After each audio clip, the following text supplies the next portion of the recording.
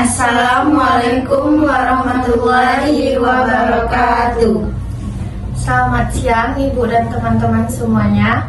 Kami dari kelompok 2 akan menampilkan hasil video kelompok kami yang berjudul Model Psikoanalisis Klasik, dan saya Feni Putri, IPM 16, dan rekan saya Puja dengan IPM 27. Saya Sifada Amani dengan NPM 12. Saya Zafira Mahdiani dengan NPM 29. Saya Silisa Koikoy dengan NPM 28. Selamat menyaksikan. Dan perkembangan model psikoanalisis klasik.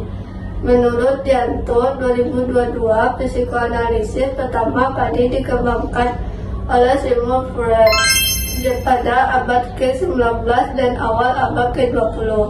Freud awalnya bekerja dengan pasien yang mengalami gangguan psikologis, terutama histeria, dan menemukan bahwa pengalaman serta konflik bawah sadar mengaruhi perilaku individu. Ia memperkenalkan model asosiasi bebas dan analisis mimpi untuk mengungkapkan isi ketidaksadaran. Menurut Dianto, beberapa tokoh yang kemudian mengembangkan teori ini antara lain Carl Jung, Alfred Adler, dan Anna Freud. Namun, model klasik tetap berpegang pada 3 aspek utama: struktur, kepribadian, id, ego, dan superego, tahap perkembangan psikoseksual, serta mekanisme pertahanan ego.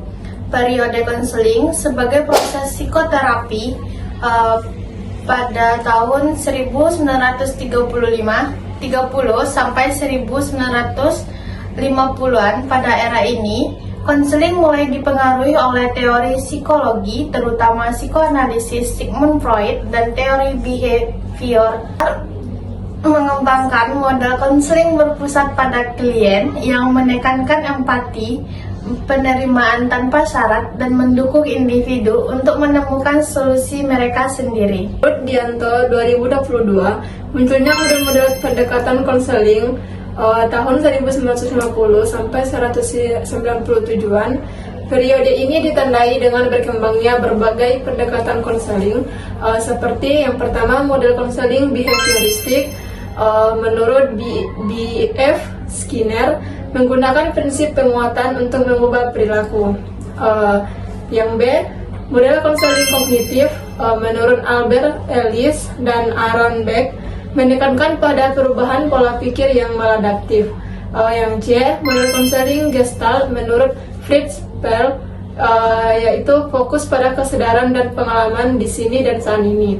Yang selanjutnya, perkembangan model integratif dan multikultural tahun 1980 sampai sekarang.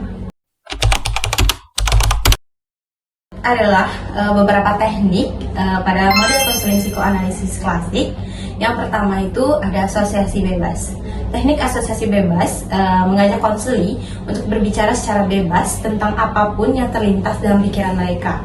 Tidak ada sensor atau pengawasan, sehingga konseli dapat mengungkapkan pikiran, perasaan, dan impulsa yang muncul tanpa dipotong atau dihakimi. Dan yang kedua itu analisis mimpi. Konselor menganalisis mimpi konseli untuk mencari makna dan simbolisme yang tersembunyi. Mimpi itu dianggap sebagai jendela ke bawah sadar dan dapat membantu memahami konflik yang mungkin belum disadari oleh konselingnya. Yang ketiga, interpretasi. Teknik ini melibatkan konselor memberikan analisis dan pemahaman tentang arti dari perasaan mimpi dan pengalaman konseling. Interpretasi ini disadarkan pada pemahaman konselor tentang teori psikoanalisis dan konflik bawah sadarnya. Dan yang keempat, transferensi. Pada teknik ini, proses di mana konseli memproyeksikan perasaannya atau hubungan dari masa lalu mereka ke konselor, menganggap konselor sebagai figur otoritas atau figur signifikan lainnya di dalam hidup mereka. 5. Penerapan pengalaman masa lalu ke kehidupan sekarang. Jadi di sini konselor membantu konseli untuk menghubungkan pengalaman masa lalu mereka dengan masalah atau konflik yang dihadapi saat ini. Hal ini membantu hasil membantu konseli memahami bagaimana pengalaman masa lalu itu mempengaruhi pola perilaku mereka. Yang keenam, eksplorasi masa lalu. Konselor mengajak konseli untuk menjelajahi pengalaman masa lalu.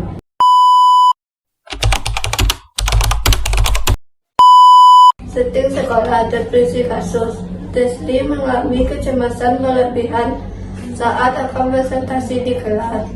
Dia juga sering merasa rendah diri dan sulit bergaul. Destri sering bermimpi dikejar-kejar oleh sosok gelap sehingga Destri pergi ke ruangan BK untuk melakukan konseling.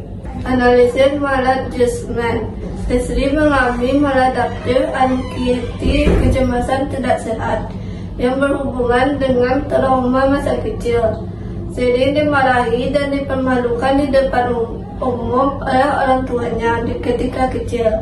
Ia membuat Destri membentuk pola perilaku menghindar, takut berbicara di depan kelas, dan harga diri rendah. Tujuan konseling membantu Destri menyadari sumber kecemasan dari masa lalu, membantu Destri membangun pemahaman bahwa masa lalu tidak harus menentukan masa kini, membentuk pola perilaku baru yang lebih adaptif seperti percaya diri saat berhadapan dengan orang lain. Bahasa dan teknik. A. Asosiasi bebas. Membiarkan Destri bercerita bebas tentang pikirannya. B. Analisis mimpi. Menggali arti mimpinya yang berulang. C.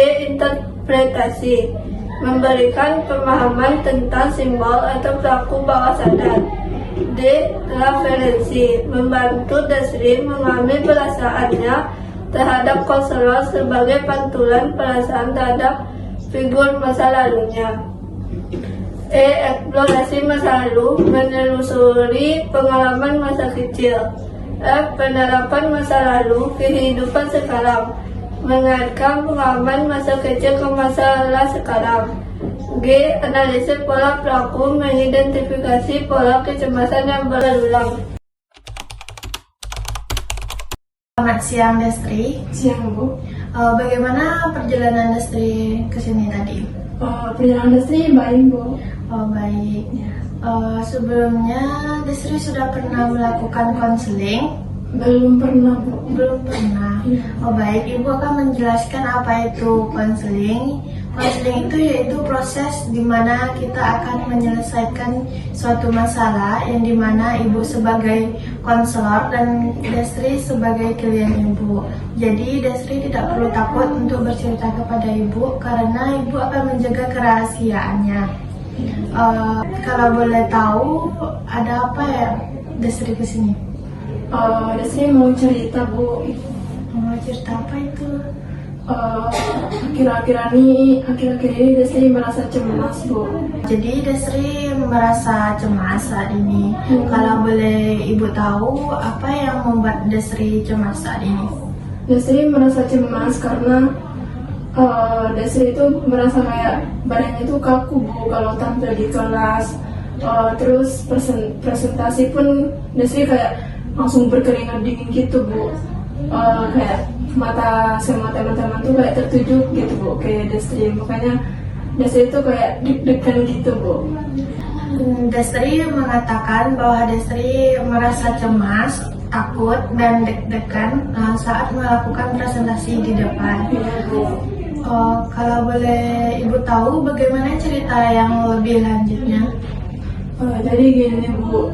Dulu kan pas Destri masih SMP, Bu, Destri kan disuruh tampil sama bapak guru. Terus Destri itu salah sebut, Bu, salah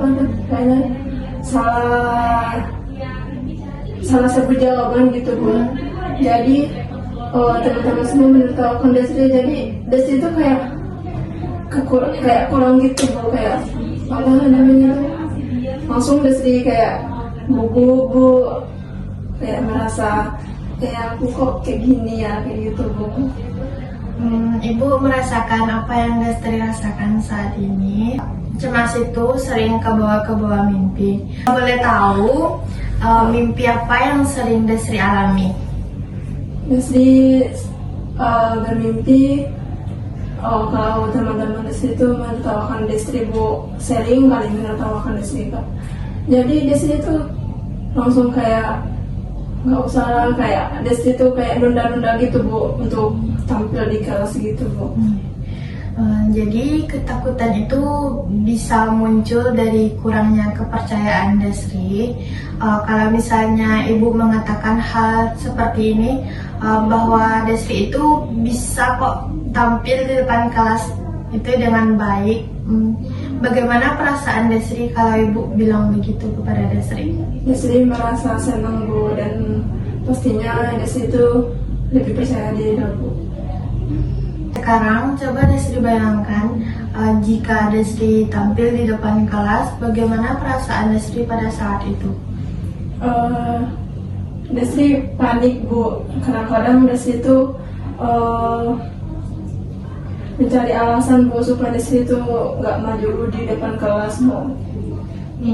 Jadi Desri sering mencari alasan agar tidak tampil di depan teman-teman Desri semuanya. Iya, Bu. Jadi sekarang kita bisa mengubah rasa cemas Desri saat ini.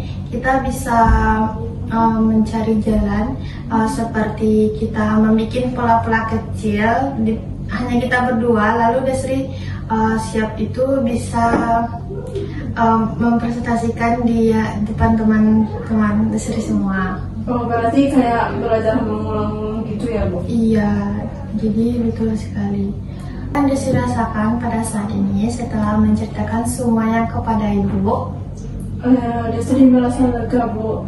Desri bisa menceritakan semua masalah Desri ke ibu. Itu, Bu. Jadi Desri merasa sangat lega ya? Iya, Bu. Iya Desri, ibu yakin Desri pasti bisa, jadi semangat ya. Iya, Ibu, terima kasih, Bu, atas dukungan Ibu. Iya Desri, kalau boleh ibu tahu kapan ya ibu bisa menunggu hasil dari Desri? Mungkin Desri bisa nanti, Bu, telepon Ibu. Baik, kalau begitu kita tutup sesi konseling pada hari ini. Ibu ucapkan Desri sudah ke ruangan ibu untuk melakukan sesi ini. Ibu ucapkan terima kasih. Ya, Bu, sama-sama, Bu.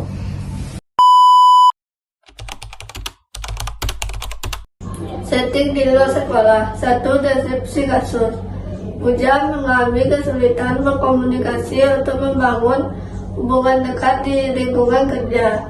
Ia sering merasa orang lain akan menolaknya jika terlalu mengenal lebih jauh, sehingga dia memilih menjaga jarak.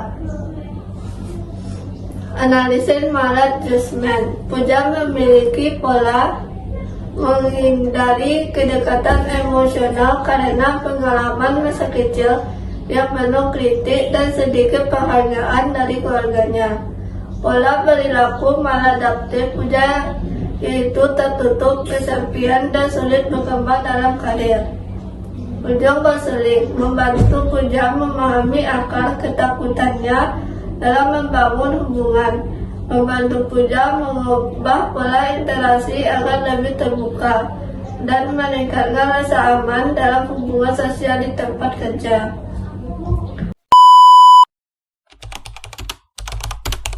Selamat sore Puja.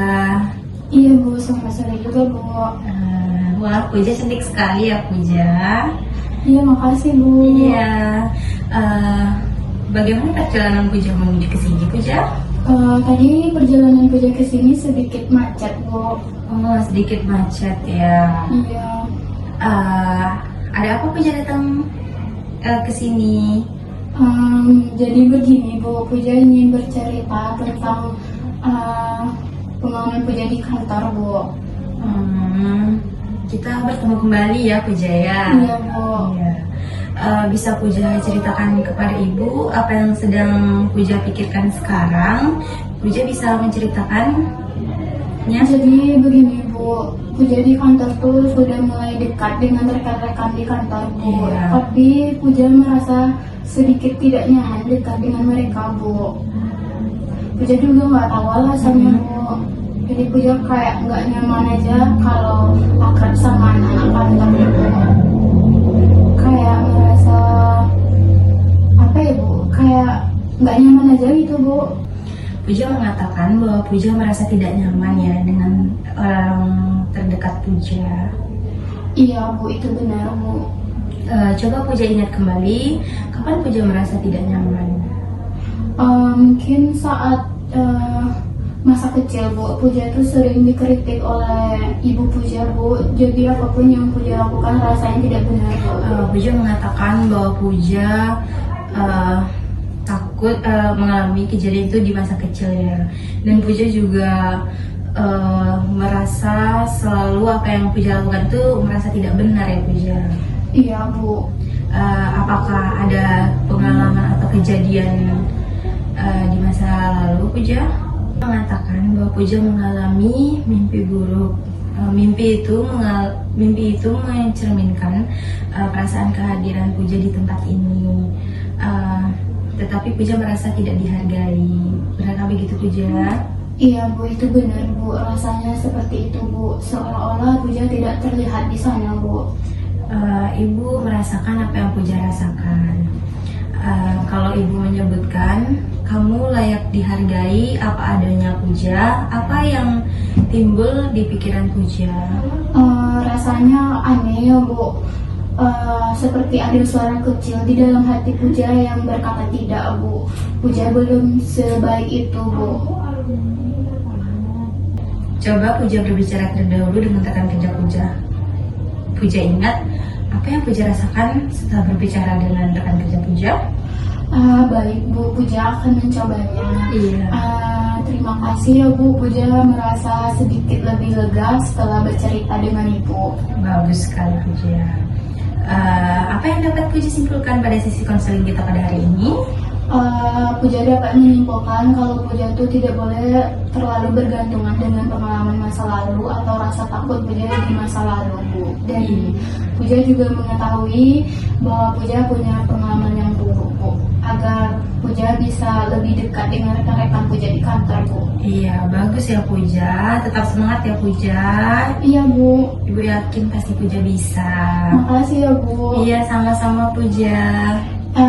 Kalau Puja boleh tahu, kita boleh konseling lagi ya Bu. Kapan Ibu ada waktu ya Bu? Bisa Puja, Puja chat saja ya Ibu, biar kita mudah berkomunikasinya ya Puja. Iya Bu, makasih ya Bu. Iya, sama-sama Puja. Itu yang dapat kami tampilkan. Jika ada salah dan kekurangan, kami mohon maaf dan kami tutup dengan Assalamualaikum warahmatullahi wabarakatuh. Terima kasih.